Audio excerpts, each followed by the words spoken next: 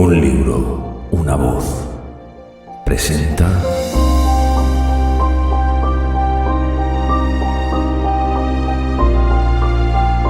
una novela escrita por Fyodor Dostoyevsky.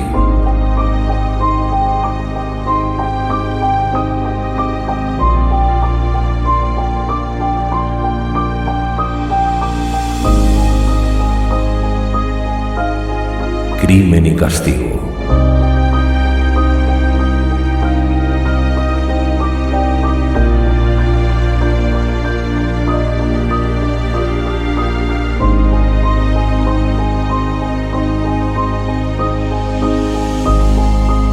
Narrado por Miguel Ibarz.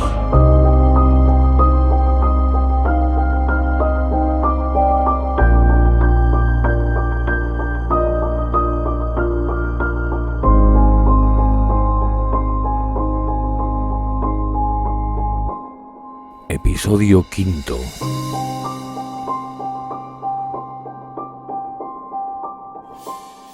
Capítulo 3.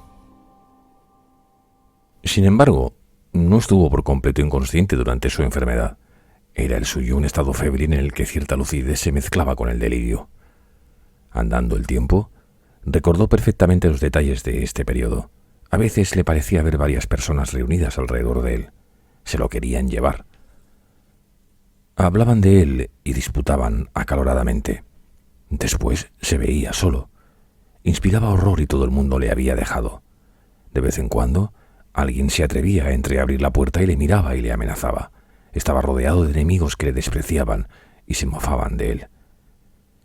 Reconocía a Anastasia y veía a otra persona a la que estaba seguro de conocer, pero que no recordaba quién era, lo que le llenaba de angustia hasta el punto de hacerle llorar. A veces le parecía estar postrado desde hacía un mes, otras creía que solo llevaba enfermo un día. Pero el suceso lo había olvidado completamente. Sin embargo, se decía a cada momento que había olvidado algo muy importante que debía recordar, y se atormentaba haciendo desesperados esfuerzos de memoria. Pasaba de los arrebatos de cólera a los de terror, se incorporaba en su lecho y trataba de huir, pero siempre había alguien cerca que le sujetaba vigorosamente. Entonces él caía nuevamente en el diván, agotado, inconsciente. Al fin, volvió en sí. Eran las 10 de la mañana. El sol, como siempre, que hacía buen tiempo, entraba aquella hora en la habitación. Trazaba una larga franja luminosa en la pared de la derecha e iluminaba el rincón inmediato a la puerta. Nastasia estaba a su cabecera. Cerca de ella había un individuo al que Raskolnikov no conocía y que le observaba atentamente. Era un mozo que tenía aspecto de cobrador.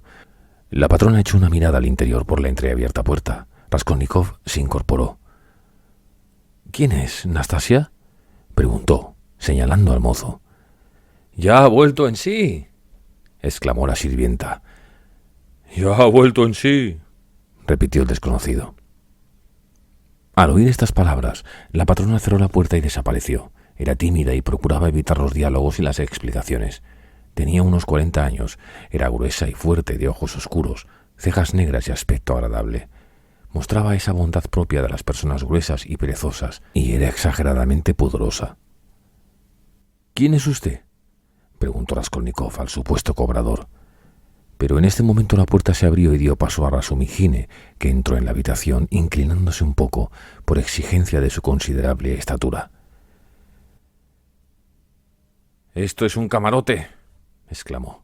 —Estoy harto de dar cabezadas al techo, y a esto llaman habitación. Bueno, querido, ya has recobrado la razón, según me ha dicho Pachenka. —Acaba de recobrarla —dijo la sirvienta. —Acaba de recobrarla —repitió el mozo como un eco, con cara risueña. —¿Y usted quién es? —le preguntó rudamente Razumihine. —Yo me llamo Razumihine y no Razumihine, como me llama todo el mundo. Soy estudiante, hijo de gentil hombre, y este señor es amigo mío. Ahora diga quién es usted. —Soy un empleado de la casa Chelopayev y he venido para cierto asunto. —Entonces, siéntese. Al decir esto, Razumihine cogió una silla y se sentó al otro lado de la mesa. —Has hecho bien en volver de ti —siguió diciendo—. Hace ya 4 días que no te alimentas. Lo único que has tomado ha sido unas cucharadas de té. Te he mandado a Zosimov 2 veces. ¿Te acuerdas de Zosimov? Te ha reconocido detenidamente y ha dicho que no tienes nada grave, solo un trastorno nervioso a consecuencia de una alimentación deficiente. Falta de comida, dijo. Esto es lo único que tiene. Todo se arreglará. Está hecho un tío ese Zosifov. Es ya un médico excelente. Bueno, dijo dirigiéndose al mozo, no quiero hacerle perder más tiempo. Haga el favor de explicarme el motivo de su visita. Has de saber, Rodia, que es la segunda vez que la casa Chelopayev envía a un empleado, pero la visita anterior la hizo otro. ¿Quién es el que vino antes que usted? Sin duda usted se refiere al que vino anteayer. Se llama Alexis Simonovich y, en efecto, es otro empleado de la casa. Es un poco más comunicativo que usted, ¿no le parece? Desde luego, y tiene más capacidad que yo. Laudable modestia. Bien, usted dirá. Se trata, dijo el empleado, dirigiéndose a Raskolnikov, de que, atendiendo a los deseos de su madre, Atanasio Ivanovich Balkruchine, de quien usted, sin duda, habrá oído hablar más de una vez, le ha enviado cierta cantidad por mediación de nuestra oficina. Si está usted en posesión de su pleno juicio, le entregaré 35 rublos que nuestra casa ha recibido de Atanasio Ivanovich, el cual ha efectuado el envío por indicación de su madre. Sin duda ya estaría usted informado de esto. Sí, ya recuerdo. Balkruchine, murmuró Raskolnikov, pensativo. Oye usted, exclamó Rasumijine, conoce a Bachurrikine, por lo tanto está en su cabal juicio. Por otra parte, advierto que también usted es un hombre capacitado. Continúe. Da gusto oír hablar con sensatez. Pues sí, ese Balkruchine que usted recuerda es Atanasio Ivanovich, el mismo que ya otra vez, atendiendo a los deseos de su madre, le envió dinero de este mismo modo. Atanasio Ivanovich no se ha negado a prestarle este servicio y ha informado del asunto a Simón Simonovich, rogándole le haga entrega de 35 rublos. Y aquí están. Emplea usted expresiones muy acertadas. Yo adoro también a esa madre.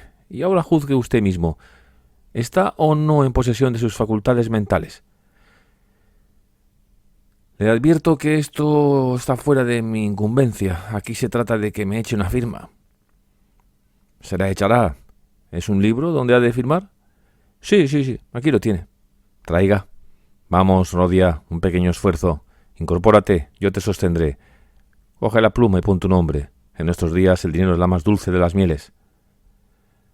No vale la pena, dijo Raskolnikov, rechazando la pluma.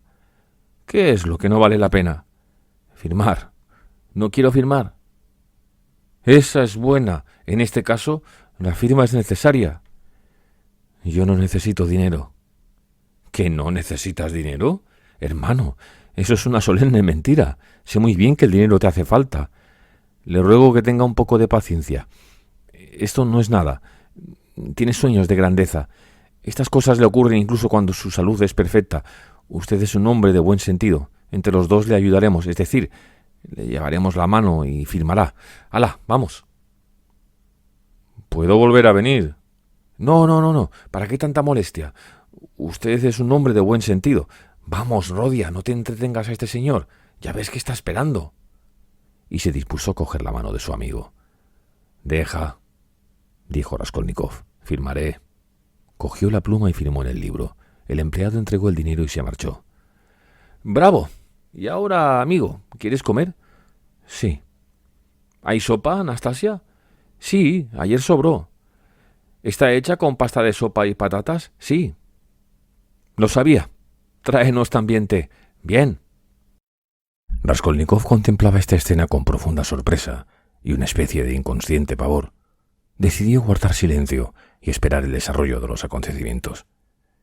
Me parece que no deliro, pensó. Todo esto tiene el aspecto de ser real.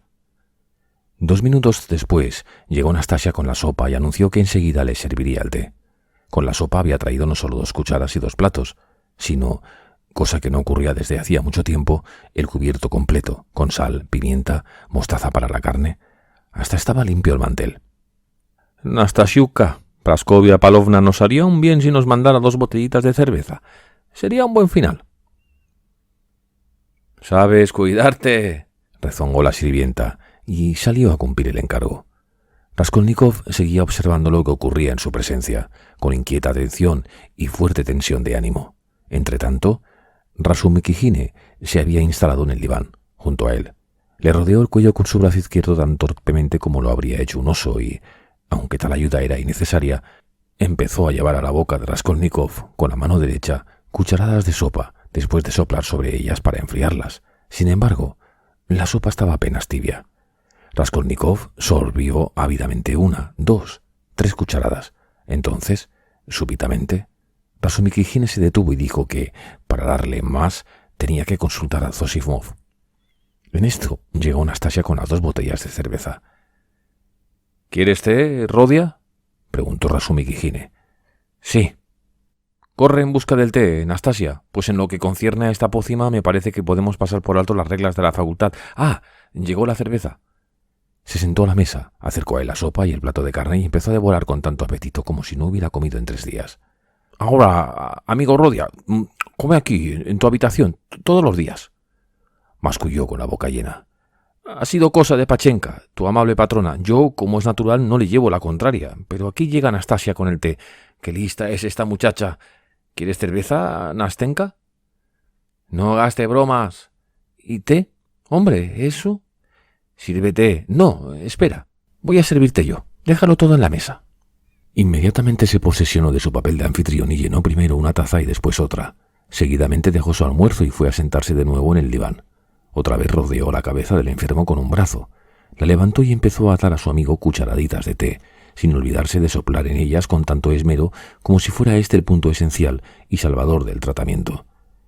Raskolnikov aceptaba en silencio estas solicitudes. Se sentía lo bastante fuerte para incorporarse, sentarse en el diván, sostener la cucharilla y la taza, e incluso andar sin ayuda de nadie, pero, llevado de una especie de astucia misteriosa e instintiva, se fingía débil, incluso algo idiotizado, sin dejar de tener bien agudizados la vista y el oído. Pero llegó un momento en que no pudo contener su mal humor. Después de haber tomado una decena de cucharaditas de té, libertó su cabeza con un brusco movimiento. Rechazó la cucharilla y dejó caer la cabeza en la almohada.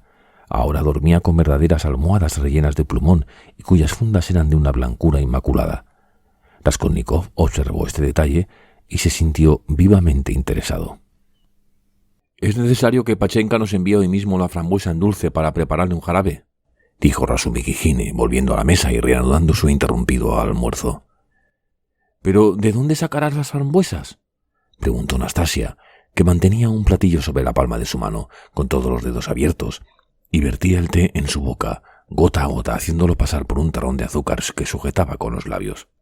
—Pues las sacará sencillamente de la frutería, mi querida Nastasia. No puedes figurarte, Rodia, las cosas que han pasado aquí durante tu enfermedad. Cuando saliste corriendo de mi casa como un ladrón, sin decirme dónde vivías, decidí buscarte hasta dar contigo, para vengarme. Enseguida empecé las investigaciones, lo que corrí, lo que interrogué. No me acordaba de tu dirección actual, o tal vez, y esto es lo más probable, nunca la supe. De tu antiguo domicilio, lo único que recordaba era que estaba en el edificio Karlamov, en las 5 esquinas. Me harté de buscar. Y al fin resultó que no estaba en el edificio Karlamov, sino en la casa Buk. Nos armamos a veces unos líos con los nombres. Estaba furioso. Al día siguiente que se me ocurrió ir a las oficinas de empadronamiento, y cuál no sería mi sorpresa al ver que al cabo de 2 minutos me daban tu dirección actual. Estás inscrito. ¿Inscrito yo? Claro. En cambio no pudieron dar las señas del general Kovalev, que solicitaron mientras yo estaba allí. En fin, abreviemos. Apenas llegué allí se me informó de todo lo que te había ocurrido, de todo absolutamente. Sí, lo sé todo. Se lo puedes preguntar a Anastasia. He trabado conocimiento con el comisario Nikodim Formik, me ha presentado a Ilia Petrovich y conozco al portero y al secretario Alejandro Grigorievich Zamiotov. Finalmente cuento con la amistad de Pachenka. Nastasia es testigo. La has engatusado. Y al decir esto, la sirvienta sonreía maliciosamente. Debes echar el azúcar en el té en vez de beberlo así, Nastasia Nikiforovna. Oye, maleducado, replicó Nastasia, pero enseguida se echó a reír de buena gana. Cuando se hubo calmado, continuó. Soy Petrovna y no Nikiforovna. Lo tendré presente. Pues bien, amigo Rodia, dicho en 2 palabras, yo me propuse cortar de cuajo, utilizando medios heroicos, cuantos prejuicios existían acerca de mi persona, pues es el caso que Pachenka tuvo conocimiento de mis veleidades. Por eso no esperaba que fuese tan complaciente. ¿Qué opinas tú de todo esto? Raskolnikov no contestó. Se limitó a seguir fijando en él una mirada llena de angustia. Sí, está incluso demasiado bien informada, dijo Razumikijine, sin que le afectara el silencio de Raskolnikov y como si asintiera a una respuesta de su amigo. Conoce todos los detalles. ¡Qué frescura!, exclamó Nastasia, que se retorcía de risa oyendo las genialidades de Razumikijine. El mal está, querido Rodia, en que desde el principio seguiste una conducta equivocada. Procediste con ella con gran torpeza. Esa mujer tiene un carácter lleno de imprevistos. En fin, ya hablaremos de esto en mejor ocasión. Pero es incomprensible que hayas llegado a obligarla a retirarte la comida. ¿Y qué decir del pagaré? Solo no estando en tu juicio pudiste firmarlo. Y ese proyecto de matrimonio con Natalia Gorovna. Ya ves que estoy al corriente de todo. Pero advierto que estoy tocando un punto delicado. Perdóname. Soy un asno. Y, ya que hablamos de esto, ¿no opinas que Praskovia Pavlovna es menos necia de lo que se parece a primera vista? Sí, respondió Raskolnikov entre dientes y volviendo la cabeza, pues había comprendido que era más prudente dar la impresión de que aceptaba el diálogo. ¿Verdad que sí?, exclamó Razumikijine, feliz ante el hecho de que Raskolnikov le hubiera contestado. Pero esto no quiere decir que sea inteligente, no, ni mucho menos. Tiene un carácter verdaderamente raro. A mí me desorienta a veces, palabra. No cabe duda de que ya ha cumplido los 40, y dice que tiene 36, aunque bien es verdad que su aspecto autoriza el embuste. Por lo demás, te juro que yo solo puedo juzgarla desde un punto de vista intelectual, puramente metafísico, por decirlo así. Pues nuestras relaciones son las más singulares del mundo. Yo no las comprendo. En fin, volvamos a nuestro asunto. Cuando ella vio que dejabas la universidad, que no dabas lecciones, que ibas mal vestido y, por otra parte, cuando ya no te pudo considerar como persona de la familia, puesto que su hija había muerto, la inquietud se apoderó de ella. Y tú, para acabar de echarlo a perder, empezaste a vivir retirado en tu rincón. Entonces ella decidió que te fueras de su casa. Ya hacía tiempo que esta idea rondaba su imaginación, y te hizo firmar ese pagaré que, según le aseguraste, pagaría a tu madre. Esto fue una vileza mía, declaró Raskolnikov con voz clara y vibrante. Mi madre está poco menos que en la miseria. Mentí para que siguiera dándome habitación y comida. Es un proceder muy razonable. Lo que te echó todo a perder fue la conducta del señor Chevarov, consejero y hombre de negocios. Sin su intervención, Pachenka no había dado ningún paso contra ti. Es demasiado tímida para eso. Pero el hombre de negocios no conoce la timidez, y lo primero que hizo fue preguntar: ¿es solvente el firmante del efecto? Contestación: sí, pues tiene una madre que con su pensión de 120 rublos pagará la deuda de su Rodienka, aunque para ello haya de quedarse sin comer, y también tiene una hermana que se vendería como esclava por él. En esto se basó el señor Chevarov. Pero, ¿por qué te alteras? Conozco toda la historia. Comprendo que te expansionaras con Praskovia Pavlovna cuando veías en ella a tu futura suegra, pero... Te lo digo amistosamente, ahí está el quid de la cuestión. El hombre honrado y sensible se entrega fácilmente a las confidencias, y el hombre de negocios las recoge para aprovecharse. En una palabra, ella endosó el pagaré a Chevarov y éste no vaciló en exigir el pago. Cuando me enteré de todo esto, me propuse, obedeciendo a la voz de mi conciencia, arreglar el asunto un poco a mi modo, pero, entre tanto, se estableció entre Pachenka y yo una corriente de buena armonía y he puesto al fin al asunto atacándolo con sus raíces, por decirlo así. Hemos hecho venir a Chevarov, le hemos tapado la boca con una pieza de 10 rublos y él nos ha devuelto el pagaré. Aquí lo tienes. Tengo el honor de devolvértelo. Ahora solamente eres deudor de palabra. Tómalo. Razumikijine depositó el documento en la mesa. Raskolnikov le dirigió una mirada y volvió la cabeza sin desplegar los labios. Razumikijine se molestó. Ya veo, querido Rodia, que vuelves a las andadas. Confiaba en distraerte y divertirte con mi charla, y veo que no consigo sino irritarte. ¿Eres tú el que no conseguía reconocer durante mi delirio?, preguntó Raskolnikov, tras un breve silencio y sin volver la cabeza. Sí, mi presencia incluso te horrorizaba. El día que vine acompañado de Zamiotov te produjo verdadero espanto. ¿Zamiotov? ¿El secretario de la comisaría? ¿Por qué lo trajiste? Para hacer estas preguntas, Raskolnikov se había vuelto con vivo impulso hacia Razumikijine y le miraba fijamente. —¿Pero qué te pasa? Te has turbado. Deseaba conocerte. Habíamos hablado tanto de ti. Por él he sabido todas las cosas que te he contado. Es un excelente muchacho, Rodia, y más que excelente. Dentro de su género, claro es. Ahora somos muy amigos, nos vemos casi todos los días, porque, ¿sabes una cosa? Me he mudado a este barrio. Hace poco, oye, ¿te acuerdas de Luisa Ivanovna? ¿He hablado durante mi delirio? Ya lo creo. ¿Y qué decía? Pues ya lo puedes suponer, esas cosas que dice uno cuando no está en su juicio. Pero no perdamos tiempo, hablemos de nuestro asunto. Se levantó y cogió su gorra. ¿Qué decía? Mira que eres testarudo. ¿Acaso temes haber revelado algún secreto? Tranquilízate. No has dicho ni una palabra de tu condesa. Has hablado mucho de un bulldog, de pendientes, de cadenas de reloj, de la isla Krestovsky, de un portero. Nikodím Fomin e Ilya Petrovich estaban también con frecuencia en tus labios. Además, parecías muy preocupado por una de tus botas, seriamente preocupado. No cesabas de repetir, gimoteando, «¡Dádmela, la quiero!». El mismo Zamiotov empezó a buscarla por todas partes y no le importó traerte esa porquería con sus manos, blancas, perfumadas y llenas de sortijas. Cuando recibiste esa asquerosa bota te calmaste, la tuviste en tus manos durante 24 horas. No fue posible quitártela. Todavía debe de estar en el revoltijo de tu ropa de cama.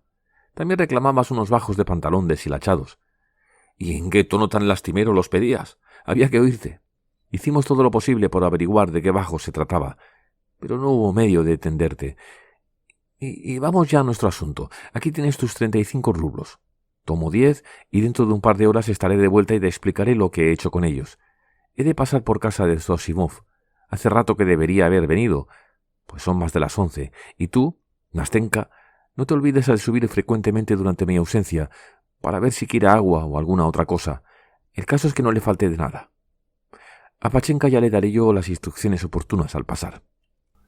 Siempre le llama Pachenka el muy bribón, dijo Nastasia, apenas hubo salido el estudiante. Acto seguido abrió la puerta y se puso a escuchar, pero muy pronto, sin poder contenerse, se fue a toda prisa escaleras abajo. Sentía gran curiosidad por saber lo que Razumikine decía a la patrona, pero lo cierto era que el joven parecía haberla subyugado. Apenas cerró Nastasia la puerta y se fue, el enfermo echó a sus pies la cubierta y saltó al suelo. Había esperado con impaciencia angustiosa, casi convulsiva, el momento de quedarse solo para poder hacer lo que deseaba. Pero, ¿qué era lo que deseaba hacer? No conseguía acordarse.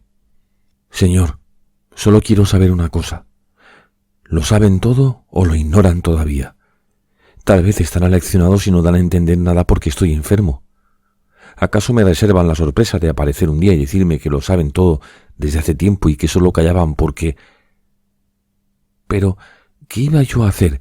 Lo he olvidado. Parece hecho adrede. Lo he olvidado por completo. Sin embargo, estaba pensando en ello hace apenas un minuto. Permanecía en pie en medio de la habitación y miraba a su alrededor con un gesto de angustia. Luego se acercó a la puerta, la abrió, aguzó el oído. No, aquello no estaba allí. De súbito creyó acordarse y, corriendo al rincón donde el papel de la pared estaba desgarrado, introdujo su mano en el hueco y hurgó. Tampoco estaba allí.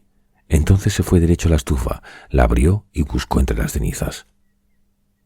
Allí estaban los bajos deshilachados del pantalón y los redales del forro del bolsillo. Por lo tanto, nadie había buscado en la estufa. Entonces se acordó de la bota de que Razumikine acababa de hablarle.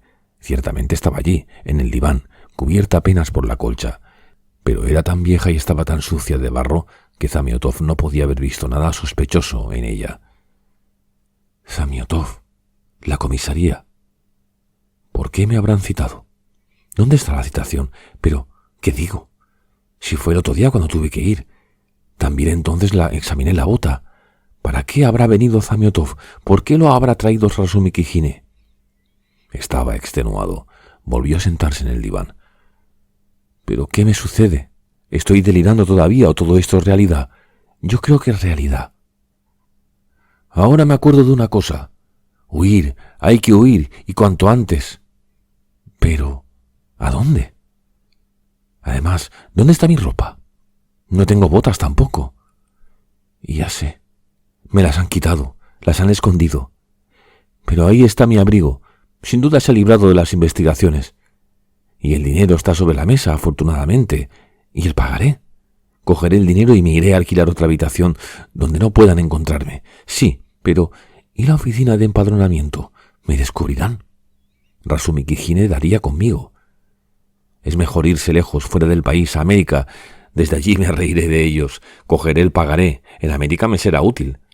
¿Qué más me llevaré? Creen que estoy enfermo y que no me puedo marchar. He leído en sus ojos que lo saben todo. Lo que me inquieta es tener que bajar esta escalera, porque puede estar vigilada la salida, y entonces me daría de manos a boca con los agentes. ¿Pero qué hay allí? ¡Caramba! Té y cerveza, media botella de cerveza fresca. Cogió la botella, que contenía aún un buen vaso de cerveza, y se la bebió de un trago. Experimentó una sensación deliciosa, pues el pecho le ardía. Pero un minuto después ya se le había subido la bebida a la cabeza. Un ligero y no desagradable estremecimiento le recorrió la espalda. Se echó en el diván y se cubrió con la colcha. Sus pensamientos, ya confusos e incoherentes, se enmarañaban cada vez más. Pronto se apoderó de él una dulce somnolencia. Apoyó voluptuosamente la cabeza en la almohada, se envolvió con la colcha que había sustituido a la vieja y destrozada manta, lanzó un débil suspiro y se sumió en un profundo y saludable sueño. Le despertó un ruido de pasos. Abrió los ojos y vio a Rasumi Kijine, que acababa de abrir la puerta y se había detenido en el umbral, vacilante. Raskolnikov se levantó inmediatamente y se quedó mirándole con la expresión del que trata de recordar algo. Rasumi Kijine exclamó: «Ya veo que estás despierto. Bueno, aquí me tienes», y gritó, asomándose a la escalera: «Nastasia, sube el paquete». Luego añadió, dirigiéndose a Raskolnikov: «Te voy a presentar las cuentas». «¿Qué hora es?», preguntó el enfermo, paseando a su alrededor una mirada inquieta. «Has echado un buen sueño, amigo. Deben de ser las 6 de la tarde. Has dormido más de 6 horas». «¿6 horas durmiendo, señor?»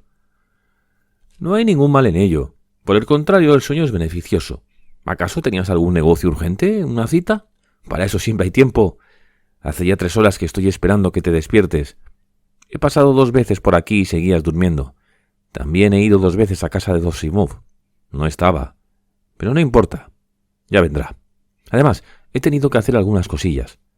Hoy me he mudado a domicilio, llevándome a mi tío con todo lo demás, pues has de saber que tengo a mi tío en casa. Bueno, ya hemos hablado bastante de cosas inútiles. Vamos a lo que interesa. Trae el paquete, Nastasia. ¿Y tú cómo estás, amigo mío? Bueno, me siento perfectamente, ya no estoy enfermo. Oye, Rasumi Kijine, ¿hace mucho tiempo que estás aquí? Ya he dicho que hace 3 horas que estoy esperando que te despiertes. No, me refiero a antes. ¿Cómo antes? ¿Desde cuándo vienes aquí?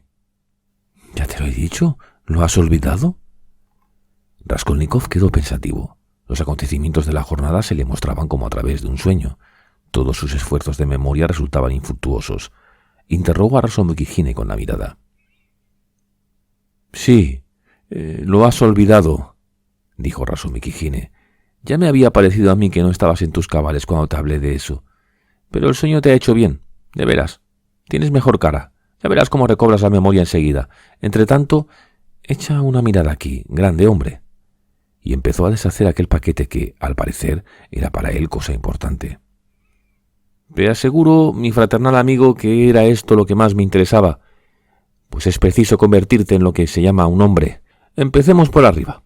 ¿Ves esta gorra?», preguntó sacando del paquete una bastante bonita, pero ordinaria y que no debía de haberle costado mucho. «Permíteme que te la pruebe». «No, ahora no. Después», rechazó Raskolnikov, apartando a su amigo con un gesto de impaciencia. «No, amigo Rodia, debes obedecer. Después sería demasiado tarde. Ten en cuenta que, como la he comprado a ojo, no podría dormir esta noche preguntándome si te vendría bien o no». Se la probó y lanzó un grito triunfal. «¡Te está perfectamente!» «Cualquiera diría que está hecha a la medida. El cubrecabezas, amigo mío, es lo más importante de la vestimenta. Mi amigo Tolstakov se descubre cada vez que entra en un lugar público donde todo el mundo permanece cubierto. La gente atribuye este proceder a sentimientos serviles, cuando lo único cierto es que está avergonzado de su sombrero, que es un nido de polvo. Es un hombre tan tímido. Oye, Nastenka, Mira estos dos cubrecabezas y dime cuál prefieres. Si este palmón, cogió de un rincón el deformado sombrero de su amigo, al que llamaba Palmón por una causa que solo él conocía, o esta joya. ¿Sabes lo que me ha costado, Rodia? A ver si lo aciertas. ¿A ti qué te parece, Nastasiuka?, preguntó a la sirvienta, en vista de que su amigo no contestaba. Pues no creo que haya costado menos de 20 cópex. ¿20 cópex, calamidad?, exclamó Rasumikijine indignado. Hoy por 20 cópex ni siquiera a ti se le podría comprar. 80 cópex. Pero la he comprado con una condición, la de que el año que viene, cuando ya esté vieja, te darán otra gratis. Palabra de honor que este ha sido el trato. Bueno, pasemos ahora a los Estados Unidos, como llamábamos a esta prenda en el colegio. He de advertirte que estoy profundamente orgulloso del pantalón. Y extendió ante Raskolnikov unos pantalones grises de una frágil tela estival. Ni una mancha, ni un boquete, aunque usados, están nuevos. El chaleco hace juego con el pantalón, como exige la moda. Bien mirado, debemos felicitarnos de que estas prendas no sean nuevas, pues así son más suaves, más flexibles. Ahora otra cosa, amigo Rodia.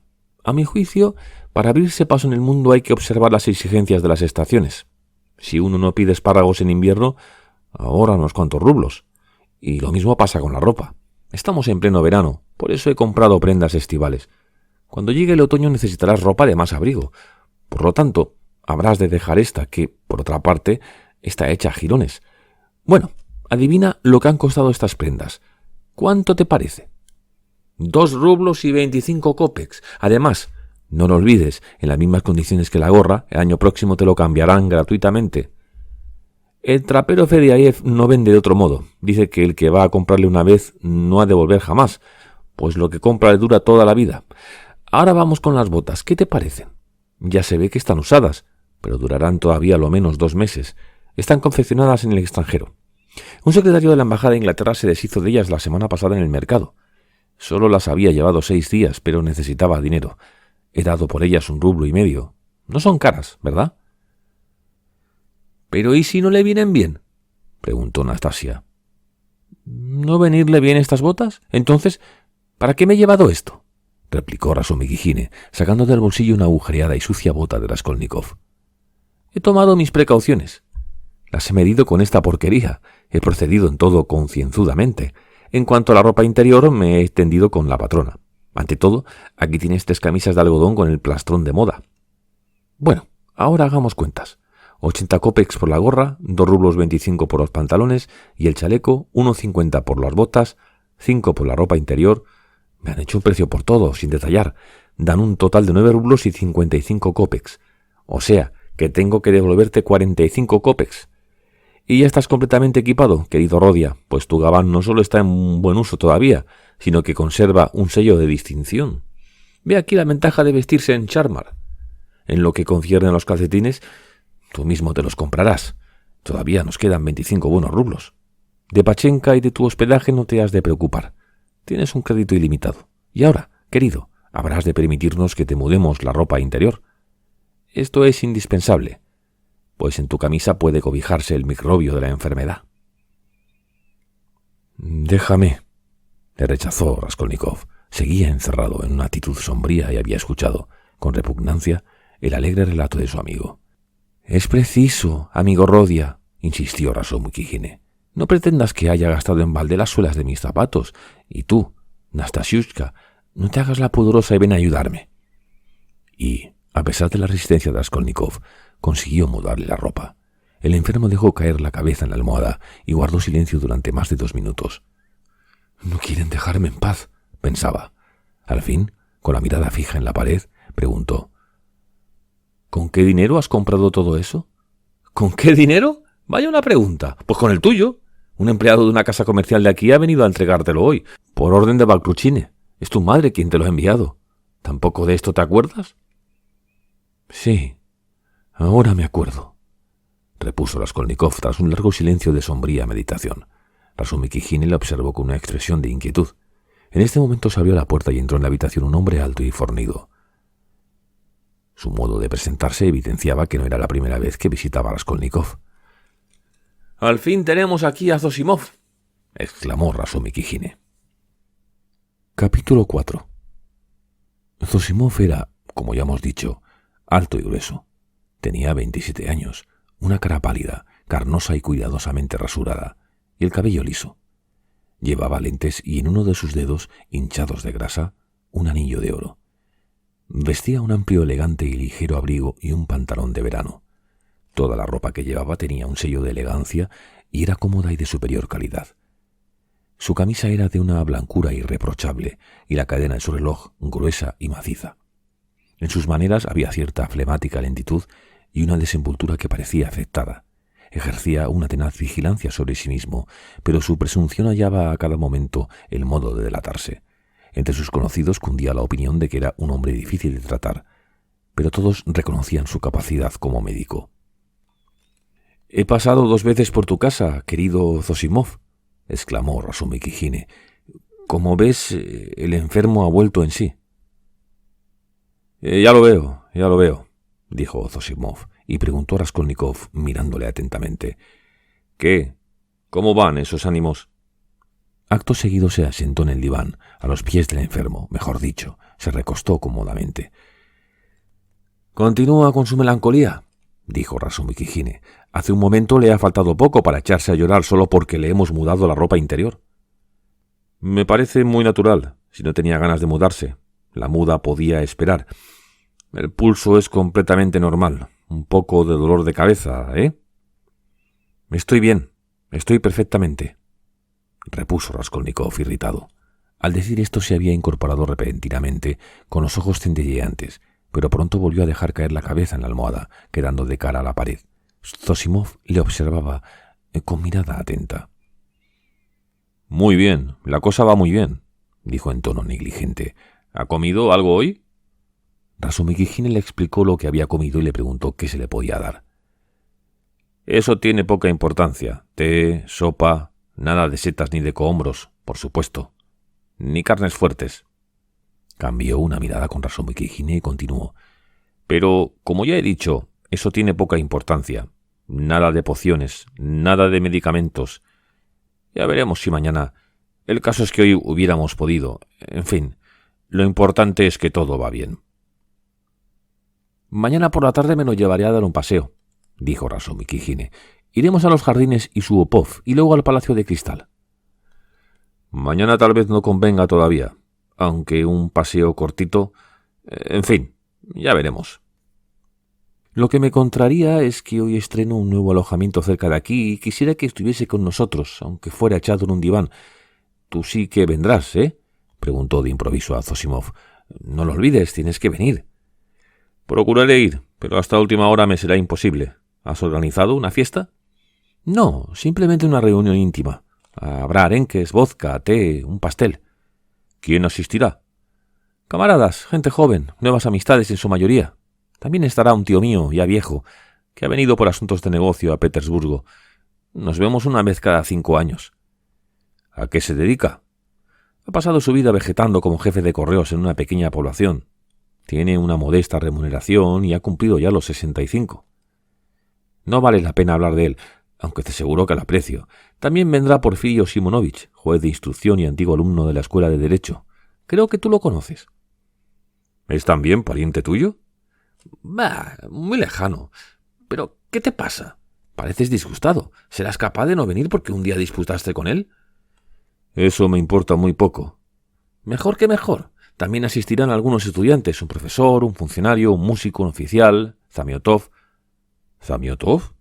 Te agradeceré que me digas lo que tú o él», indicó al enfermo con un movimiento de cabeza. «Tenéis que ver con ese Zamiotov».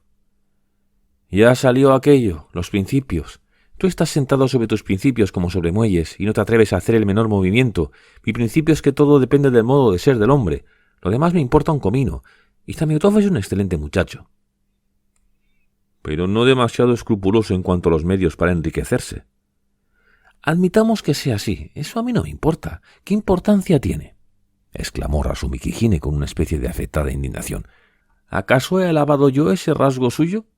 Yo solo digo que es un buen hombre en su género. Además, si vamos a juzgar a los hombres aplicándoles las reglas generales, ¿cuántos quedarían verdaderamente puros?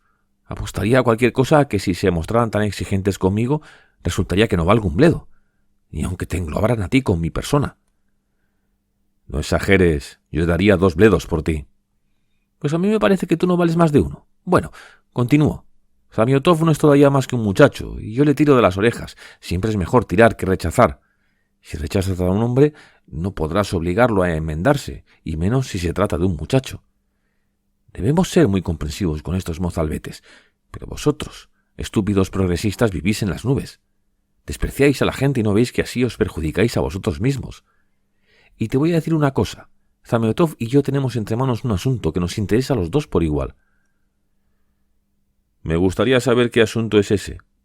Se trata del pintor, de ese pintor de brocha gorda. Conseguiremos que lo pongan en libertad. No será difícil, porque el asunto está clarísimo. Nos bastará presionar un poco para que quede la cosa resuelta. No sé a qué pintor te refieres. ¿No? ¿Es posible que no te haya hablado de esto? Se trata de la muerte de la vieja usurera. Hay un pintor mezclado en el suceso. Ya tenía noticias de ese asunto. Me enteré por los periódicos. Por eso solo me interesó hasta cierto punto. Bueno, explícame. También asesinaron a Lisbeth, dijo de pronto Nastasia, dirigiéndose a Raskolnikov. Se había quedado en la habitación, apoyada en la pared, escuchando el diálogo. ¿Lisbeth? Murmuró Raskolnikov, con voz apenas perceptible. Sí, Lisbeth. La vendedora de ropas usadas, ¿no la conocías? Venía a esta casa. Incluso arregló una de tus camisas. Raskolnikov se volvió hacia la pared, escogió del empapelado de un amarillo sucio una de las numerosas florecillas aureoleadas de rayitas oscuras que había en él, y se dedicó a examinarla atentamente. Observó los pétalos, cuántos había, y todos los trazos, hasta los menores dentículos de la corola. Sus miembros se entumecían, pero él no hacía el menor movimiento. Su mirada permanecía obstinadamente fija en la menuda flor. «Bueno, ¿qué me estabas diciendo de ese pintor?», preguntó Zosimov, interrumpiendo con viva impaciencia la palabrería de Nastasia, que suspiró y se detuvo. «¿Que se sospecha que es el autor del asesinato?», dijo Razumikhine, acalorado. «¿Hay cargos contra él?». «Sí, y fundándose en ellos se le ha detenido. Pero en realidad estos cargos no son tales cargos, y esto es lo que pretendemos demostrar. La policía sigue ahora una falsa pista, como la siguió al principio con... ¿cómo se llaman? Koch y Pestiakov. Por muy poco que le afecte a uno el asunto, uno no puede menos de sublevarse ante una investigación conducida tan torpemente. Es posible que Pestiakov pase dentro de un rato por mi casa. A propósito, Rodia, tú debes de estar enterado de todo esto, pues ocurrió antes de tu enfermedad, precisamente la víspera del día en que te desmayaste en la comisaría cuando se estaba hablando de ello. ¿Quieres que te diga una cosa, Razumikhine?, dijo Zosimov. Te estoy observando desde hace un momento y veo que te alteras con una facilidad asombrosa. ¿Qué importa? Eso no cambia en nada la cuestión, exclamó Razumikhine dando un puñetazo en la mesa. Lo más indignante de este asunto no son los errores de esa gente. Uno puede equivocarse. Las equivocaciones conducen a la verdad. Lo que me saca de mis casillas es que, aun equivocándose, se creen infalibles. Yo aprecio a Porfirio, pero ¿sabes lo que les desorientó al principio? Que la puerta estaba cerrada, y cuando Koch y Pestiakov volvieron a subir con el portero, la encontraron abierta. Entonces dedujeron que Pestiakov y Koch eran los asesinos de la vieja. Así razonan. No te acalores. Tenían que detenerlos. De ese Koch tengo noticias. Al parecer, compraba a la vieja los objetos que no se desempeñaban. No es un sujeto recomendable. También compraba pagarés. Que el diablo se lo lleve. Lo que me pone fuera de mí es la rutina, la anticuada y noble rutina de esa gente. Este era el momento de renunciar a los viejos procedimientos y seguir nuevos sistemas. Los datos psicológicos bastarían para darles una nueva pista. Pero ellos dicen, nos atenemos a los hechos. Sin embargo, los hechos no son lo único que interesa. El modo de interpretarlos influye en un 50% como mínimo en el éxito de las investigaciones. ¿Y tú sabes interpretar los hechos? Lo que te puedo decir es que cuando uno tiene la íntima convicción de que podría ayudar al esclarecimiento de la verdad, le es imposible contenerse. ¿Conoces los detalles del suceso? Estoy esperando todavía la historia de ese pintor de paredes. Ah, sí. Pues escucha. Al día siguiente del crimen, por la mañana, cuando la policía solo pensaba aún en Koch y Pestiakov, a pesar de que estos habían dado toda clase de explicaciones convincentes sobre sus pasos, he aquí que se produce un hecho inesperado. Un campesino llamado Luchkhine, que tiene una taberna frente a la casa del crimen, se presentó en la comisaría y entrega un estuche que contiene un par de pendientes de oro. A continuación refiere la siguiente historia. Anteayer, un poco después de las 8 de la noche, hora que coincide con la del suceso, Nicolás, un pintor de oficio que frecuenta mi establecimiento, me trajo estos pendientes y me pidió que le prestara 2 rublos, dejándome la joya en prenda. ¿De dónde has sacado esto?, le pregunté. Él me contestó que se los había encontrado en la calle y yo no le hice más preguntas. Le di 1 rublo. Pensé que si yo no hacía la operación se aprovecharía otro, que Nicolás se bebería el dinero de todas formas y que era preferible que la joya quedara en mis manos, pues estaba decidido a entregarla a la policía si me enteraba de que era un objeto robado, al venir alguien a reclamarla. Naturalmente, dijo Razumikhine, esto era un cuento tártaro. Dutschine mentía descaradamente, pues le conozco y sé que cuando aceptó de Nicolás esos pendientes que valen 30 rublos no fue precisamente para entregarlos a la policía. Si lo hizo, fue por miedo, pero esto poco importa. Dejemos que Dutschine siga hablando. Conozco a Nicolás Demetiev y desde mi infancia, pues nació, como yo, en el distrito de Zaraisk, gobierno de Riazán. No es un alcohólico, pero le gusta beber a veces. Yo sabía que él estaba pintando unas habitaciones en la casa de enfrente, con Mitri, que es paisano suyo. Apenas tuvo en sus manos el rublo, se bebió 2 vasitos, pagó, se echó el cambio del bolsillo y se fue. Mitri no estaba con él entonces. A la mañana siguiente me enteré de que Alena Ivanovna y su hermana Elisabeth habían sido asesinadas a hachazos. Las conocía y sabía que la vieja prestaba dinero sobre los objetos de valor. Por eso tuve ciertas sospechas acerca de estos pendientes. Entonces me dirigí a la casa y empecé a investigar con el mayor disimulo, como si no me importara la cosa. Lo primero que hice fue preguntar: ¿está Nicolás? Y Mitri me explicó que Nicolás no había ido al trabajo, que había vuelto a su casa bebido al amanecer, que había estado en ella no más de 10 minutos y que había vuelto a marcharse. Mitri no le había vuelto a ver y estaba terminando solo el trabajo. El departamento donde trabajaban los 2 pintores está en el 2.º piso y da la misma escalera que las habitaciones de las víctimas. Hechas estas averiguaciones y sin decir ni palabra a nadie, reuní cuantos datos me fue posible acerca del asesinato y volví a mi casa sin que mis sospechas se hubieran desvanecido. A la mañana siguiente, o sea, 2 después del crimen, continuó Dutschine, apareció Nicolás en mi establecimiento. Había bebido, pero no demasiado, de modo que podía comprender lo que se le decía.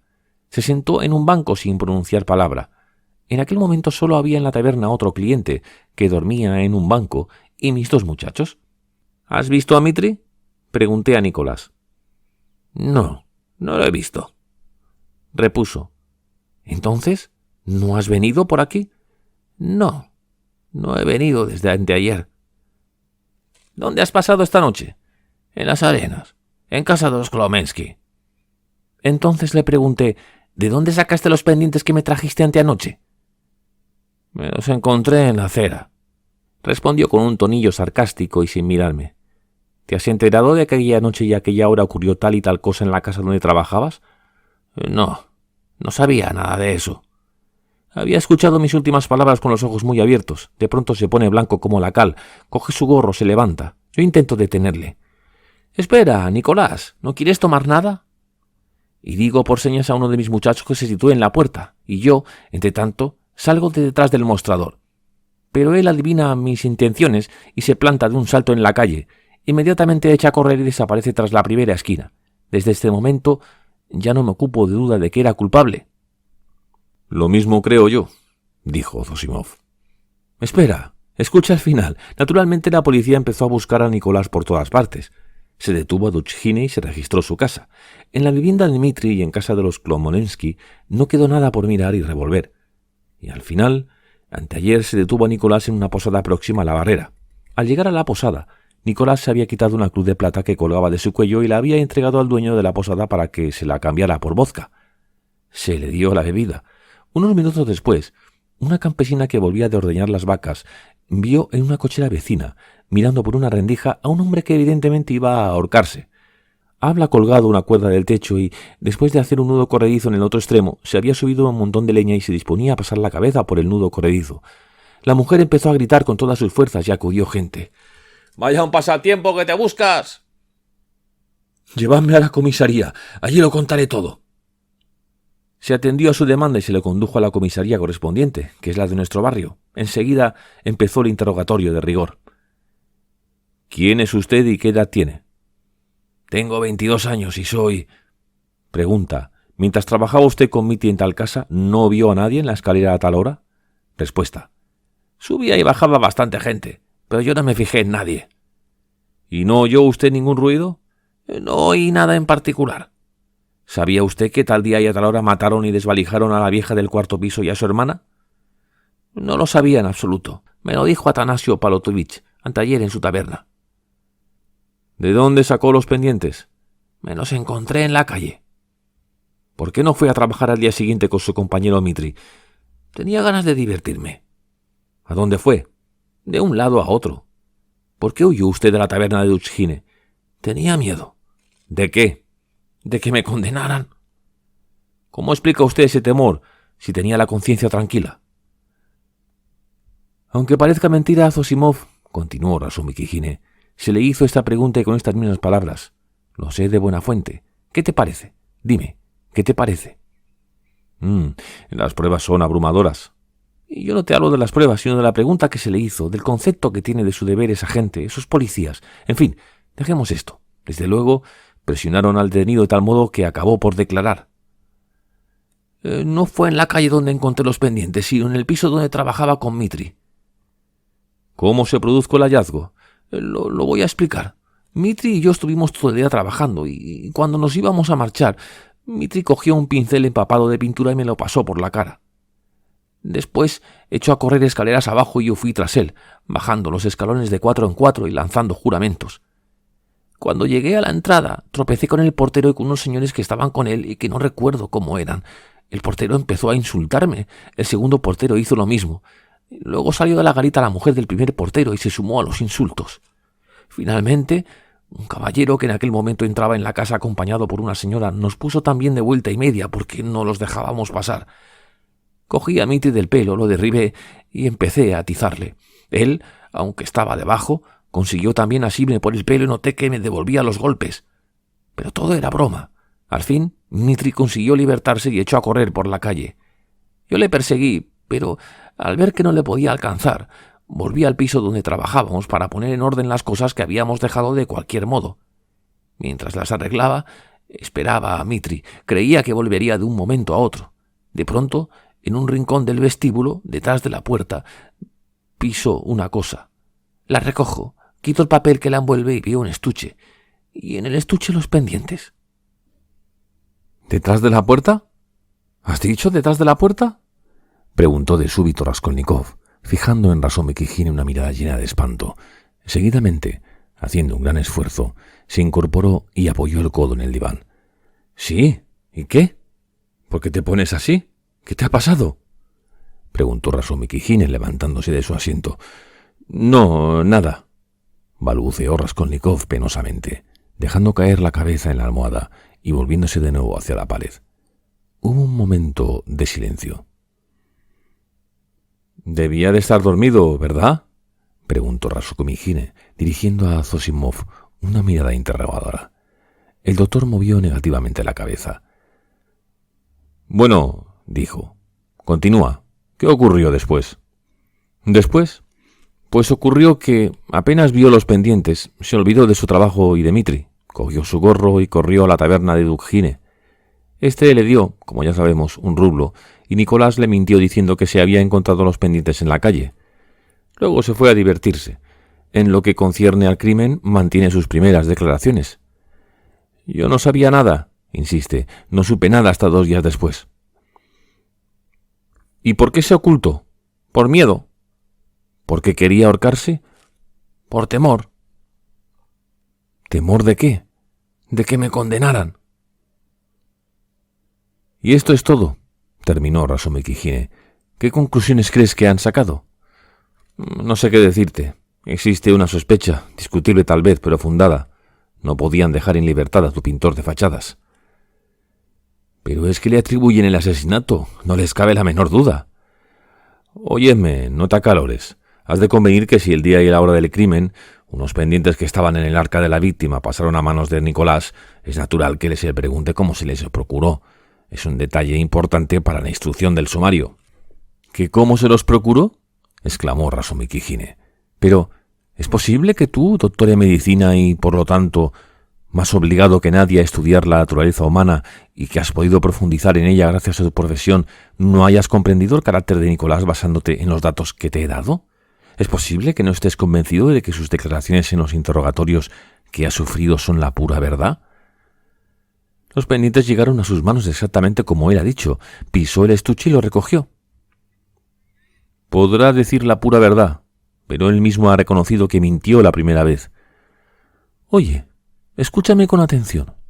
El portero, Koch Pestiakov, el segundo portero, la mujer del primero, otra mujer que estaba en aquel momento en la portería con la portera, el consejero Krukov, que acababa de bajar de un coche y entraba en la casa con una dama cogida a su brazo, todas esas personas, es decir, 8, afirman que Nicolás tiró a Mitri al suelo y lo mantuvo debajo de él, golpeándole, mientras Mitri cogía a su camarada por el pelo y le devolvía los golpes con creces.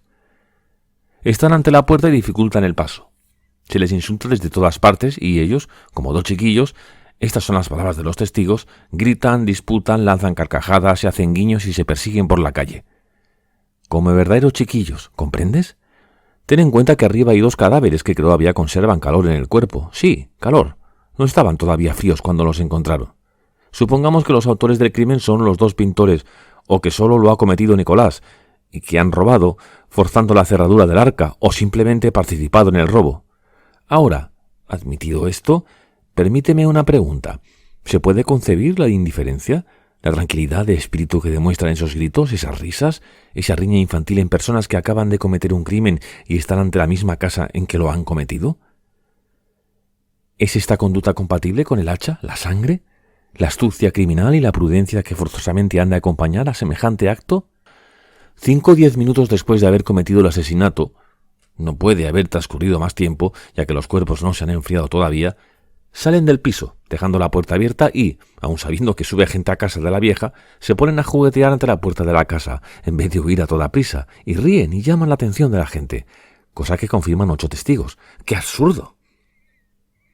Sin duda, todo esto es extraño, incluso parece imposible, pero... No hay pero que valga. Yo reconozco que el hecho de que se encontraran los pendientes en manos de Nicolás poco después de cometerse el crimen constituye un grave cargo contra él. Sin embargo, este hecho queda explicado de un modo plausible en las declaraciones del acusado y, por lo tanto, es discutible. Además, hay que tener en cuenta los hechos que son favorables a Nicolás, y más aún cuando se da el caso de que estos hechos están fuera de duda. ¿Tú qué crees? Dado el carácter de nuestra jurisprudencia, ¿son capaces los jueces de considerar que un hecho fundado únicamente en una imposibilidad psicológica, en un estado de alma, por decirlo así, puede aceptarse como indiscutible y suficiente para destruir todos los cargos materiales, sean cuales fueren?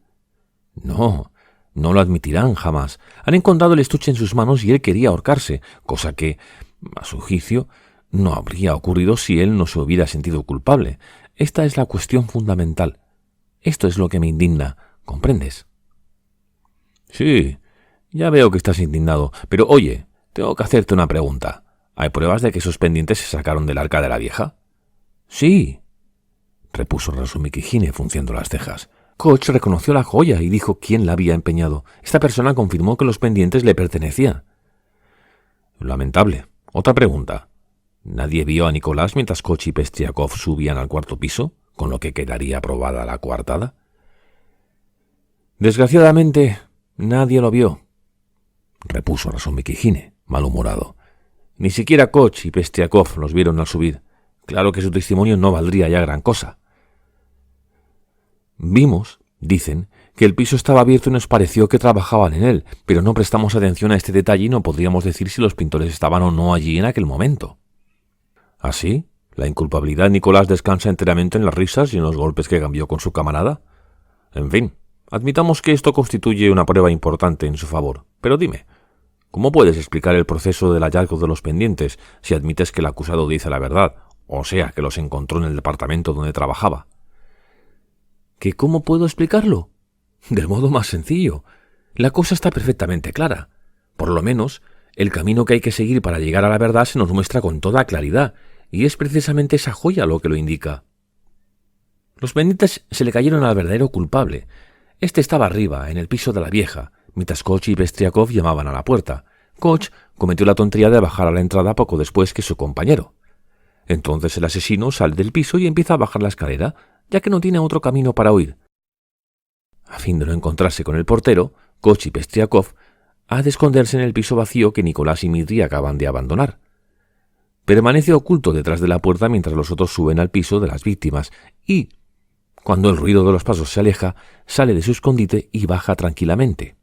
Es el momento en que Mitri y Nicolás echan a correr por la calle. Todos los que estaban ante la puerta se han dispersado. Tal vez alguien le viera, pero nadie se fijó en él. Entraba y salía tanta gente por aquella puerta.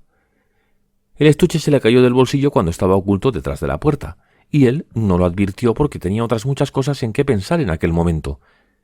Que el estuche estuviera allí demuestra que el asesino se escondió en el piso vacío. He aquí explicado todo el misterio.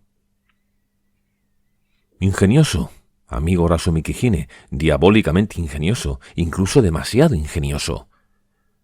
¿Por qué demasiado? ¿Porque todo es tan perfecto? ¿Porque los detalles están tan bien trabados que uno cree hallarse ante una obra teatral?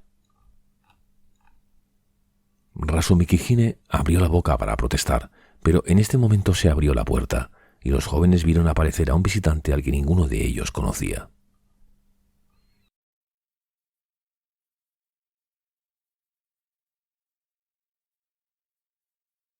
Capítulo 5.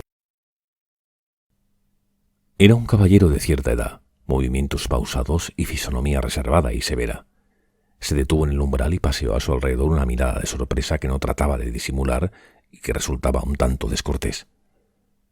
¿Dónde me he metido?, parecía preguntarse. Observaba la habitación, estrecha y baja de techo como un camarote, con un gesto de desconfianza y una especie de afectado terror. Su mirada conservó su expresión de asombro al fijarse en Raskolnikov, que seguía echado en el mísero diván, vestido con ropas no menos miserables, y que le miraba como los demás. Después el visitante observó atentamente la barba inculta, los cabellos enmarañados y toda la desaliñada figura de Razumikijine, que, a su vez, y sin moverse de su sitio, le miraba con una curiosidad impertinente. Durante más de un minuto reinó en la estancia un penoso silencio, pero al fin, como es lógico, la cosa cambió. Comprendiendo, sin duda, pues ello saltaba a la vista, que su arrogancia no imponía a nadie en aquella especie de camarote de transatlántico, el caballero se dignó humanizarse un poco y se dirigió a Zosimov, cortésmente pero con cierta rigidez. «Busco a Rodion Romanovich Raskolnikov, estudiante o ex estudiante», dijo, articulando las palabras sílaba a sílaba. Zosimov inició un lento ademán, sin duda para responder, pero Razumikijine, aunque la pregunta no iba dirigida a él, se anticipó. «Ahí lo tiene usted, en el diván», dijo. «¿Y usted qué desea?» La naturalidad con que estas palabras fueron pronunciadas pareció ablandar al presuntuoso caballero, que incluso se volvió hacia Razumikijine, pero enseguida se contuvo y, con un rápido movimiento, fijó de nuevo la mirada en Zosimov. «Ahí tiene usted a Raskolnikov», repuso el doctor, indicando al enfermo con un movimiento de cabeza. Después lanzó un gran bostezo y, seguidamente y con gran lentitud, sacó del bolsillo de su chaleco un enorme reloj de oro que consultó y volvió a guardarse, con la misma calma. Raskolnikov, que en aquel momento estaba echado boca arriba, no quitaba ojo al recién llegado y seguía encerrado en su silencio. Ahora se veía su semblante, pues ya no contemplaba la florecilla del empapelado. Estaba pálido y en su expresión se leía un extraordinario sufrimiento. Era como si el enfermo acabara de salir de una operación o de experimentar terribles torturas. Sin embargo, el visitante desconocido le inspiraba un interés creciente, que primero fue sorpresa, enseguida desconfianza y finalmente temor. Cuando Zosimov dijo «Ahí tiene usted a Raskolnikov», este se levantó con un movimiento tan repentino que tuvo algo de salto y manifestó, con voz débil y entrecortada, pero agresiva: «Sí, yo soy Raskolnikov. ¿Qué desea usted?» El visitante le observó atentamente y repuso, en un tono lleno de dignidad: «Soy Piotr Petrovich Luzhin. Tengo motivos para creer que mi nombre no le será enteramente desconocido». Pero Raskolnikov, que esperaba otra cosa, se limitó a mirar a su interlocutor con gesto pensativo y estúpido, sin contestarle, y como si aquella fuera la primera vez que oía semejante nombre. «¿Es posible que todavía no le hayan hablado de mí?», exclamó Piotr Petrovich, un tanto desconcertado. Por toda respuesta, Raskolnikov se dejó caer poco a poco sobre la almohada, enlazó sus manos debajo de la nuca y fijó su mirada en el techo. Luzhin dio ciertas muestras de inquietud. Zosimov y Razumikine le observaban con una curiosidad creciente que acabó de desconcertarle. Yo suponía, balbuceó, que una carta que se cursó hace 10 días, tal vez 15. Pero, oiga, ¿por qué se queda en la puerta?, le interrumpió Razumikine. Si tiene usted algo que decir, entre y siéntese. Nastasia y usted no caben en el umbral. Nastasiuka, apártate y deja pasar al señor. Entre, aquí tiene una silla. Pase por aquí. Echó atrás su silla de modo que entre sus rodillas y la mesa quedó un estrecho pasillo y, en una postura bastante incómoda, esperó a que pasara el visitante. Luzhin comprendió que no podía rehusar y llegó, no sin dificultad, al asiento que se le ofrecía. Cuando estuvo sentado, fijó en Razumikine una mirada llena de inquietud. «No esté usted violento», dijo éste levantando la voz. «Hace 5 días que Rodia está enfermo. Durante 3 ha estado delirando. Hoy ha recobrado el conocimiento y ha comido con apetito. Aquí tiene usted a su médico que lo acaba de reconocer. Yo soy un camarada suyo, un ex estudiante como él, y ahora hago el papel de enfermero. Por lo tanto, no haga caso de nosotros. Siga usted conversando con él como si no estuviéramos». «Muy agradecido, pero ¿no le parece a usted», se dirigía a Zosimov, «que mi conversación y mi presencia pueden fatigar al enfermo?» «No», repuso Zosimov. «Por el contrario, su charla le distraerá». Y volvió a lanzar un bostezo.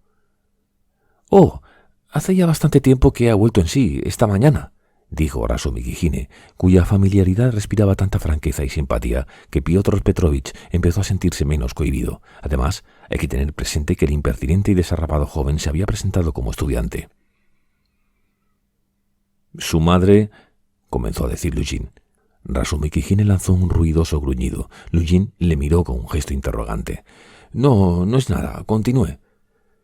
«Su madre empezó a escribirle antes de que yo me pusiera en camino, ya en Petersburgo. He retrasado adrede unos cuantos días mi visita para asegurarme de que usted estaría al corriente de todo, y ahora veo, con la natural sorpresa». «Ya estoy enterado, replicó de súbito Raskolnikov, cuyo semblante expresaba viva irritación. «Es usted el novio, ¿verdad? Bien, pues ya ve que lo sé». Piotr Petrovich se sintió profundamente herido por la aspereza de Raskolnikov, pero no lo dejó entrever. Se preguntaba a qué obedecía aquella actitud. Hubo una pausa que duró no menos de 1 minuto. Raskolnikov, que para contestarle se había vuelto ligeramente hacia él, empezó de súbito a examinarlo fijamente, con cierta curiosidad, como si no hubiese tenido todavía tiempo de verle o como si de pronto hubiese descubierto en él algo que le llamara la atención. Incluso se incorporó en el diván para poder observarlo mejor. Sin duda, el aspecto de Piotr Petrovich tenía un algo que justificaba el calificativo de novio que acababa de aplicársele tan gentilmente. Desde luego, se veía claramente, e incluso demasiado, que Piotr Petrovich había aprovechado los días que llevaba en la capital para embellecerse en previsión de la llegada de su novia, cosa tan inocente como natural. La satisfacción, acaso algo excesiva, que experimentaba ante su feliz transformación podía perdonársele en atención a las circunstancias. El traje del señor Luzhin acababa de salir de la sastrería, su elegancia era perfecta y solo en un punto permitía la crítica, el de ser demasiado nuevo. Todo en su indumentaria se ajustaba al plan establecido, desde el elegante y flamante sombrero, al que él prodigaba toda suerte de cuidados y tenía entre sus manos con 1000 precauciones, hasta los maravillosos guantes de color lila que no llevaba puestos, sino que se contentaba con tenerlos en la mano. En su vestimenta predominaban los tonos suaves y claros. Llevaba una ligera y coquetona americana habanera, pantalones claros, un chaleco del mismo color, una fina camisa recién salida de la tienda y una encantadora y pequeña corbata de batista con lisas de color de rosa. Lo más asombroso era que esta elegancia le sentaba perfectamente. Su fisonomía, fresca e incluso hermosa, no representaba los 45 años que ya habían pasado por ella. Le encuadraban 2 negras patillas que se extendían elegantemente a ambos lados del mentón, rasurado cuidadosamente y de una blancura deslumbrante. Su cabello se mantenía casi enteramente libre de canas, y un hábil peluquero había conseguido rizarlo sin darle, como suele ocurrir en estos casos, el ridículo aspecto de una cabeza de marido alemán. Lo que pudiera haber de desagradable y antipático en aquella fisonomía grave y hermosa no estaba en el exterior. Después de haber examinado a Luzhin con impertinencia, Raskolnikov sonrió amargamente. Dejó caer la cabeza sobre la almohada y continuó contemplando el techo. Pero el señor Rugin parecía haber decidido tener paciencia y fingía no advertir las rarezas de Raskolnikov. «Lamento profundamente encontrarle en este estado», dijo para reanudar la conversación. «Si lo hubiese sabido, habría venido antes a verle. Pero usted no puede imaginarse las cosas que tengo que hacer. Además, he de intervenir en un debate importante del Senado, y no hablemos de esas ocupaciones cuya índole puede usted deducir. Espero a su familia, es decir, a su madre y a su hermana, de un momento a otro». Raskolnikov hizo un movimiento y pareció que iba a decir algo. Su semblante dejó entrever cierta agitación. Piotr Petrovich se detuvo y esperó un momento, pero, viendo que Raskolnikov no desplegaba los labios, continuó. «Sí, las espero de un momento a otro. Ya les he encontrado un alojamiento provisional». «¿Dónde?», preguntó Raskolnikov con voz débil. «Cerca de aquí, en el edificio Bakalif». «Eso está en el Boulevard Vosnensky», interrumpió Razumikijine. «El comerciante Luzhin alquila 2 pisos amueblados. Yo he ido a verlos». «Sí, son departamentos amueblados». «Aquello es un verdadero infierno, sucio, pestilente y además un lugar nada recomendable. Allí han ocurrido las cosas más viles. Solo el diablo sabe qué vecindario es aquel. Yo mismo fui allí atraído por un asunto escandaloso. Por lo demás, los departamentos se alquilan a buen precio». Como es natural, yo no pude procurarme todos esos informes, pues acababa de llegar a Petersburgo, dijo Piotr Petrovich, un tanto molesto. Pero sea como fuere, las 2 habitaciones que he alquilado son muy limpias. Además, hay que tener en cuenta que todo esto es provisional. Yo tengo ya contratado nuestro definitivo, mejor dicho, nuestro futuro hogar, añadió volviéndose hacia Raskolnikov. Solo falta arreglarlo, y ya lo estoy haciendo. Yo mismo tengo ahora una habitación amueblada bastante reducida. Está a 2 pasos de aquí, en casa de la señora del Lipe-Bechel. Vivo con un joven que es amigo mío, Andrés Simonovich Lebeziatnikov. Él es precisamente el que me ha indicado la casa Bakalif. «¿Lebeziatnikov?», preguntó Raskolnikov, pensativo, como si este nombre le hubiese recordado algo. «Sí, Andrés Simonovich Lebeziatnikov. Está empleado en un ministerio. ¿Le conoce usted?» No, repuso Raskolnikov. «Perdone, pero su exclamación me ha hecho suponer que lo conocía. Fui tutor suyo hace ya tiempo. Es un joven simpaticísimo, que está al corriente de todas las ideas. A mí me gusta tratar con gente joven. Así se entera uno de las novedades que corren por el mundo». «¿A qué clase de novedades se refiere?», preguntó Razumikijine. «A las de tipo más serio, es decir, más fundamental», repuso Piotr Petrovich, al que el tema parecía encantar. «Hacía ya 10 años que no había venido a Petersburgo. Todas las reformas sociales, todas las nuevas ideas han llegado a provincias, pero para darse exacta cuenta de estas cosas, para verlo todo, hay que estar en Petersburgo. Yo creo que el mejor modo de informarse de estas cuestiones es observar a las generaciones jóvenes, y créame que estoy encantado». «¿De qué?». «Es algo muy complejo. Puedo equivocarme, pero creo haber observado una visión más clara, un espíritu más crítico, por decirlo así, una actividad más razonada». «Es verdad», dijo Zosimov entre dientes. «No digas tonterías», replicó Razumikijine. «El sentido de los negocios no nos llueve del cielo, sino que solo lo podemos adquirir mediante un difícil aprendizaje. Y nosotros hace ya 200 años que hemos perdido el hábito de la actividad. De las ideas», continuó, dirigiéndose a Piotr Petrovich, «puede decirse que flotan aquí y allá. Tenemos cierto amor al bien, aunque este amor sea, confesémoslo, un tanto infantil. También existe la honradez, aunque desde hace algún tiempo estemos plagados de bandidos, pero actividad ninguna en absoluto». «No estoy de acuerdo con usted», dijo Luzhin, visiblemente encantado. «Cierto que algunos se entusiasman y cometen errores, pero debemos ser indulgentes con ellos. Esos arrebatos y esas faltas demuestran el ardor con que se lanzan al empeño y también las dificultades, puramente materiales, verdades con que tropiezan. Los resultados son modestos, pero no debemos olvidar que los esfuerzos han empezado hace poco, y no hablemos de los medios que han podido utilizar. A mi juicio, no obstante, se han obtenido ya ciertos resultados. Se han difundido ideas nuevas que son excelentes, obras desconocidas aún, pero de gran utilidad, sustituyen a las antiguas producciones de tipo romántico y sentimental. La literatura cobra un carácter de madurez, Prejuicios verdaderamente perjudiciales han caído en el ridículo, han muerto. En una palabra, hemos roto definitivamente con el pasado y esto, a mi juicio, constituye un éxito. Ha dado suelta la lengua solo para lucirse, gruñó inesperadamente Raskolnikov. ¿Cómo?, preguntó Luzhin, que no había entendido, pero Raskolnikov no le contestó. Todo eso es exacto, se apresuró a decir Zosimov.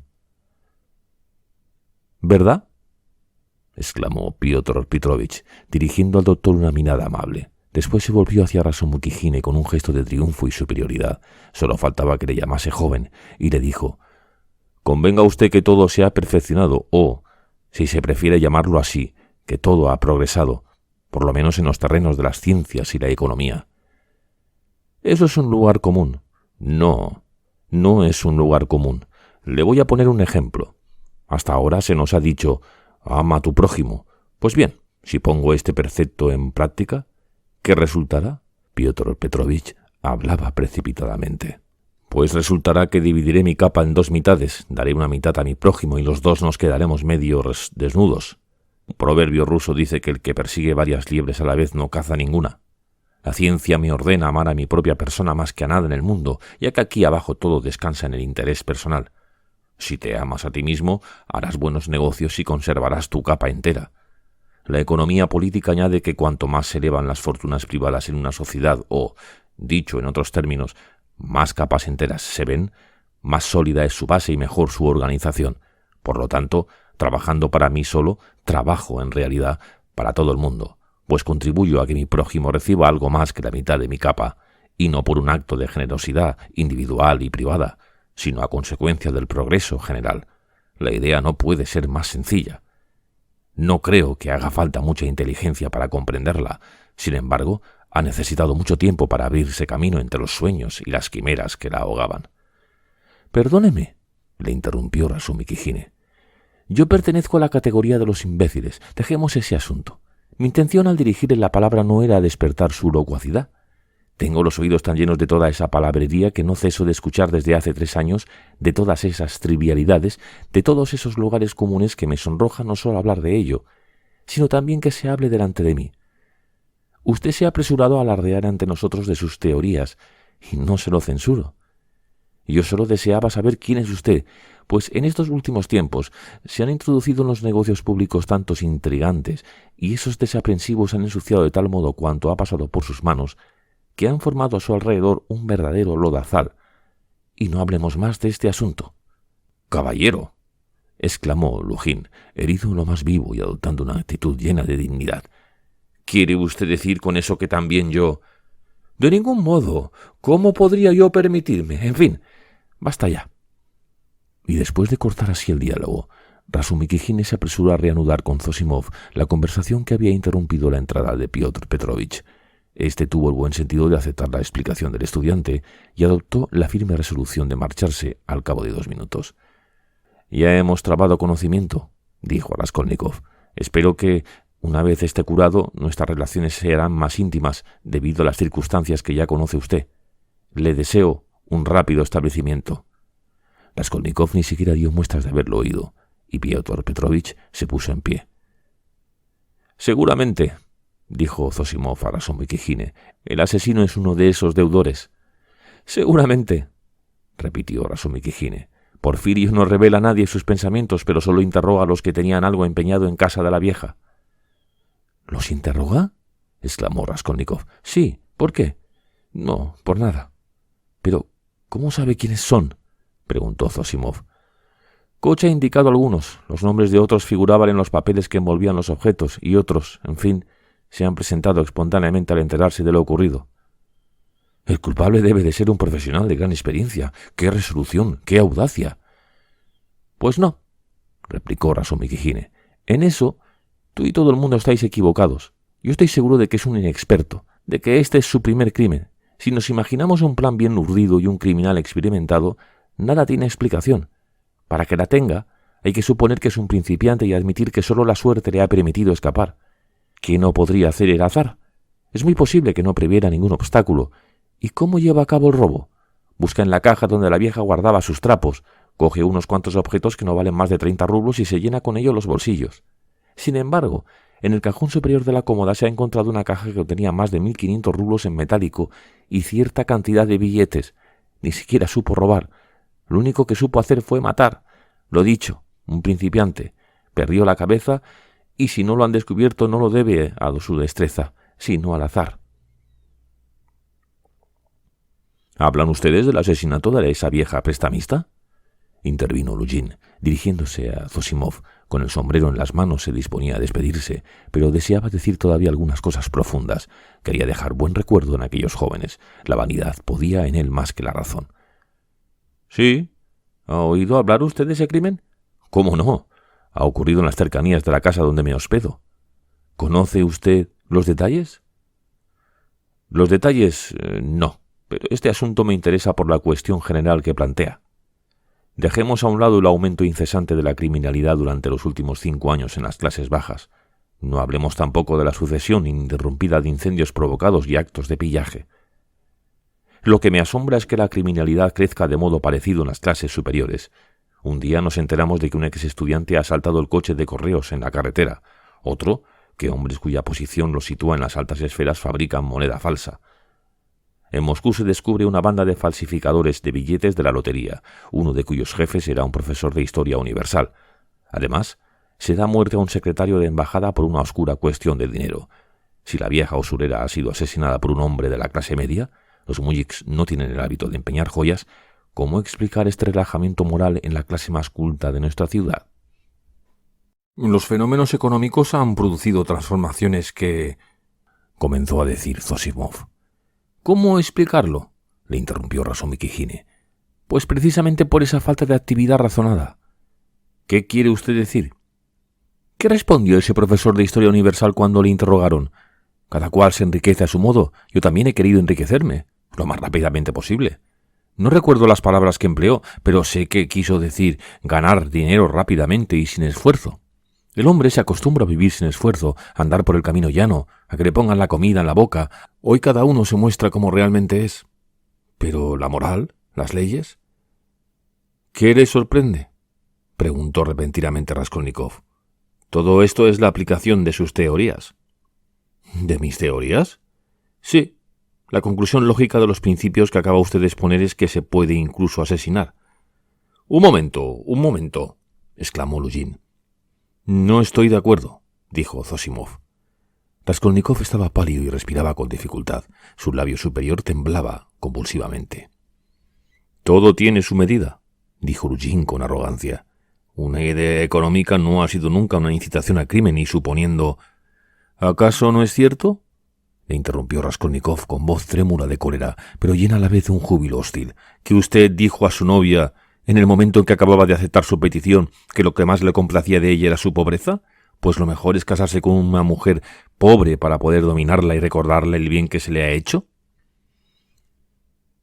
—Pero —exclamó Luzhin, trastornado por la cólera—, ¡oh! ¡Qué modo de desnaturalizar mi pensamiento! Perdóneme, pero puedo asegurarle que las noticias que han llegado a usted sobre ese punto no tienen la menor sombra de fundamento. Ya sé dónde está el origen del mal, por lo menos lo supongo, se lo diré francamente. Me pareció que su madre, pese a sus excelentes prendas, poseía un espíritu un tanto exaltado y propenso a las novelerías. Sin embargo, estaba muy lejos de creer que pudiera interpretar mis palabras con tanta inexactitud y que, al citarlas, alterase de tal modo su sentido. Además... —¡Óigame! —bramó el joven, levantando la cabeza de la almohada y fijando en Luzhin una mirada ardiente. —¡Escuche! —¿Usted dirá? Luzhin pronunció estas palabras en un tono de reto. A ellas siguió un silencio que duró varios segundos. Pues lo que quiero que sepa es que si usted se permite decir una palabra más contra mi madre, lo echo escaleras abajo. —¡Pero Rodia! —exclamó Razumikhine. —Sí, escaleras abajo. Luzhin había palidecido y se mordía los labios. —Óigame, señor —comenzó a decir, haciendo un gran esfuerzo por dominarse—, la acogida que usted me ha dispensado me ha demostrado claramente y desde el primer momento su enemistad hacia mí, y si he prolongado la visita ha sido solamente para acabar de cerciorarme. Habría perdonado muchas cosas a un enfermo, a un pariente, pero después de lo ocurrido, ni pensarlo. —¡Yo no estoy enfermo! —exclamó Raskolnikov. Peor que peor. ¡Váyase al diablo! Lujin no había esperado esta invitación. Se deslizaba ya entre la silla y la mesa. Esta vez, Razumiki Hine se levantó para dejarlo pasar. Lujin no se dignó mirarle y salió sin ni siquiera saludar a Zosimov, que desde hacía unos momentos le estaba diciendo por señas que dejara al enfermo tranquilo. Al verle alejarse con la cabeza baja, era fácil comprender que no olvidaría la terrible ofensa recibida. «Vaya un modo de conducirse», dijo Razumiki Hine al enfermo, sacudiendo la cabeza con un gesto de preocupación. «Déjame, dejadme todos», gritó Raskolnikov en un arrebato de ira. «¿Me dejaréis de una vez en paz, verdugos?» «No creáis que os temo. Ahora ya no temo a nadie. ¡A nadie! ¡Marchaos! Quiero estar solo, ¿lo oís? ¡Solo!» «Vámonos», dijo Zosimov a Razumiki Hine. «¿Pero lo vamos a dejar así? Vámonos». Razumiki Hine reflexionó un momento. Después siguió a Zosimov. Cuando estuvieron en la escalera, el doctor dijo: «Si no le hubiésemos obedecido habría sido peor. No hay que irritarlo». «¿Pero qué tiene?» «Le convendría una impresión fuerte que le sacara de sus pensamientos. Ahora habría sido capaz de todo. Algo le preocupa profundamente. Es una obsesión que te corroe y te exaspera. Eso es lo que más me inquieta». «Tal vez este señor Piotr Petrovich tenga algo que ver con ello. De la conversación que ha sostenido con él se desprende que se va a casar con la hermana de Rodia y que nuestro amigo se ha enterado de ello poco antes de su enfermedad». «Sí, es el diablo el que lo ha traído, pues su visita lo ha echado todo a perder. Y ¿has observado que, aunque parece indiferente a todo, hay una cosa que le saca de su mutismo? Ese crimen. Oír hablar de él le pone fuera de sí». «Sí, lo he notado enseguida», respondió Razumiki Hine. «Presta atención y se inquieta. Precisamente se puso enfermo el día en que oyó hablar de este asunto en la comisaría. Incluso se desvaneció». Ven a casa esta noche. Quiero que me cuentes detalladamente todo eso. Me interesa mucho. Yo también tengo algo que contarte. Volveré a verlo dentro de media hora. Por el momento no hay que temer ningún trastorno cerebral grave». «Gracias por todo. Ahora voy a ver a Pachenka. Diré a Anastasia que lo vigile». Cuando sus amigos se fueron, Raskolnikov dirigió una mirada llena de angustiosa impaciencia hasta Anastasia, pero ella no parecía dispuesta a marcharse.